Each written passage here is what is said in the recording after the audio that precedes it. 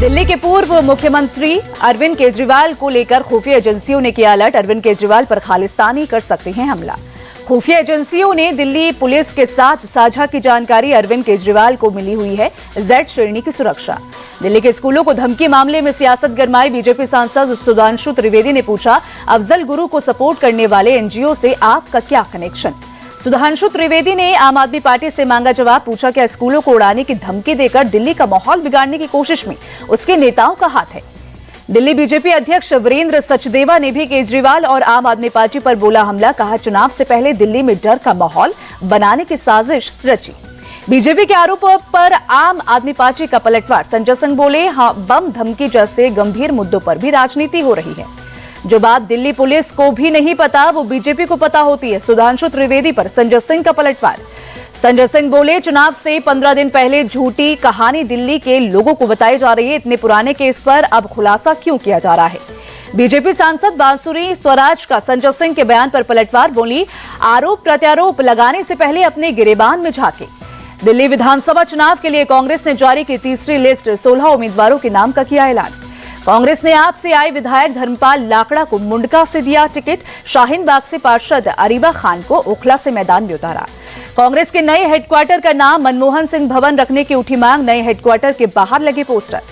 मुंबई में सीएम देवेंद्र फडणवीस के घर पहुंचे रक्षा मंत्री राजनाथ सिंह। रक्षा मंत्री का तिलक लगाकर किया गया स्वागत। फडणवीस ने गणपति की मूर्ति भेंट की। बीएमसी चुनाव पर शरद पवार का बड़ा बयान। कहा, इंडिया अलायंस केवल राष्ट्रीय स्तर के चुनाव के लिए था, स्थानीय चुनाव एक साथ लड़ने की बात कभी नहीं हुई। शरद पवार ने भी दिल्ली चुनाव में आपका समर्थन किया। कहा, दिल्ली केजरीवाल का बेस उनको कॉन्फिडेंस में लेकर अगर हम कुछ कर सकते थे तो अच्छा होता। बीएमसी चुनाव को लेकर उद्धव गुट को शक्ति प्रदर्शन। 23 जनवरी को अंधेरी में जनसभा करेंगे उद्धव ठाकरे। अकेले लड़ने के ऐलान के बाद होगी पहली रैली। अजीत पवार गुट भी बीएमसी चुनाव अकेले चुनाव लड़ने की तैयारी में है। सूत्रों की माने तो नवाब मलिक को बनाया जा सकता है प्रभारी। महाराष्ट्र के शिरडी में हुई बीजेपी की 2 दिवसीय बैठक। सीएम फडणवीस का विधायकों और मंत्रियों को निर्देश, निकाय चुनाव को देखते हुए ज्यादा से ज्यादा लोगों को बीजेपी से जोड़े। सूत्रों की खबर की बात करें तो देवेंद्र फडणवीस ने अकेले निकाय चुनाव लड़ने के भी संकेत दिए। कहा, स्थानीय कार्यकर्ताओं के रुख को देखते हुए लेंगे फैसला। बीएसपी सुप्रीमो मायावती का बर्थडे आज। अखिलेश यादव ने ट्वीट कर दी जन्मदिन की हार्दिक बधाई। सेना दिवस पर रक्षा मंत्री राजनाथ सिंह ने जवानों और उनके परिवारों को दी बधाई। लिखा, भारतीय सेना अपने साहस, बहादुरी और बलिदान के लिए जानी जाती है। पुणे में 77वीं सेना दिवस पर परेड। इस साल की परेड काफी अलग और भव्य। पुणे में स्थित बॉम्बे इंजीनियरिंग ग्रुप और केंद्र में भव्य परेड। सेना के दक्षिणी कमान के परेड में पहली बार एनसीसी की महिला विंग शामिल। यूजीसी नेट की आज होने वाली परीक्षा की गई स्थगित। जल्द होगा नई तारीख का ऐलान। सिंगापुर के राष्ट्रपति थर्मन शांगमुंगरत्नम राजकीय यात्रा पर शामिल हुए। भारत आए और दिल्ली में केंद्रीय राज्य मंत्री जितेंद्र प्रसाद ने उनका स्वागत किया। तेलंगाना के पुपुलगुड़ा में डबल मर्डर से मचा हड़कंप। अनंत पद्मनाथ स्वामी मंदिर के पास ही पहाड़ी पर युवक युवती की मिली लाश। बड़े पत्थरों से कुचलकर की गई हत्या। मृतकों की हुई पहचान। 25 साल का अंकित मध्य प्रदेश का, जबकि 25 साल की बिंदु छत्तीसगढ़ की। इंडिगो एयरलाइंस के मुंबई गोवा फ्लाइट में मिली बम से उड़ाने की धमकी और अज्ञात शख्स के खिलाफ एयरपोर्ट पुलिस स्टेशन में मामला दर्ज। एफआईआर के मुताबिक घटना 13 जनवरी की। मदुरई के पलामेड़ू में शुरू हुआ जल्लीकट्टू उत्सव। बैल की चपेट में आकर कई लोग घायल। पीएम मोदी आज महाराष्ट्र के पनवेल में एशिया के दूसरे सबसे बड़े इस्कॉन मंदिर का करेंगे लोकार्पण। 16 जनवरी से आम श्रद्धालुओं के लिए खुलेगा मंदिर। महाकुंभ के तीसरे दिन सुबह सुबह ड्रोन से भव्य तस्वीर। त्रिवेणी संगम का दिखा विहंगम नजारा। महाकुंभ के तीसरे दिन त्रिवेणी संगम पर श्रद्धालुओं का आना जारी। पहले 2 दिनों में 5 करोड़ से ज्यादा श्रद्धालुओं ने पवित्र डुबकी लगाई। महाकुंभ के पहले अमृत स्नान की सफलता पर सीएम योगी ने जताई खुशी।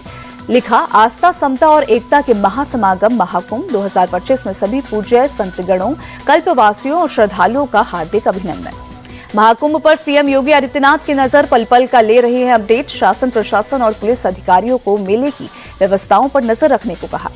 महाकुंभ के पहले अमृत स्नान के बाद झूम उठे श्रद्धालु। भक्त के रंग में सराबोर भक्त घाटों पर नाचते नजर आए।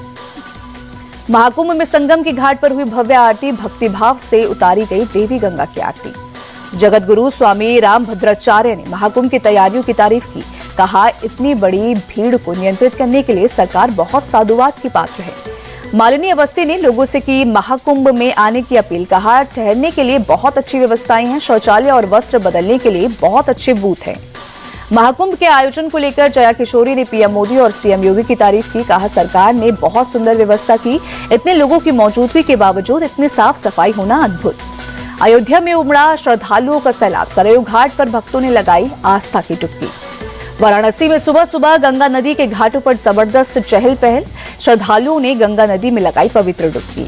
दिल्ली एनसीआर के कई हिस्सों में घना कोहरा, घने कोहरे की वजह से विजिबिलिटी हुई कम। दिल्ली में घने कोहरे ने रोकी ट्रेनों की रफ्तार। कई ट्रेनें लेट तो कई को रद्द किया गया। रेलवे ने लेट चल रही 26 ट्रेनों की लिस्ट जारी की। बिहार से दिल्ली आने वाली महाबोधि एक्सप्रेस सबसे ज्यादा 5.5 घंटे लेट।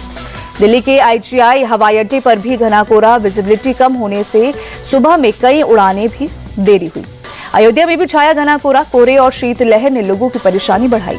प्रयागराज में भीषण ठंड में भी त्रिवेणी संगम पर श्रद्धालुओं का आना जारी। ठंड से बचने के लिए लोग अलाव का सहारा लेते दिखे। लखनऊ में शीतलहर और कोहरे की मार, ठंड से बचने के लिए लोग अलाव का सहारा लेते दिखे। मुंबई के कुछ हिस्सों में छाई धुंध की परत। बांद्रा इलाके में सुबह सुबह हल्का कोहरा छाया। पश्चिम बंगाल के हुगली के कई हिस्सों में घना कोहरा, घने कोहरे की वजह से विजिबिलिटी हुई कम।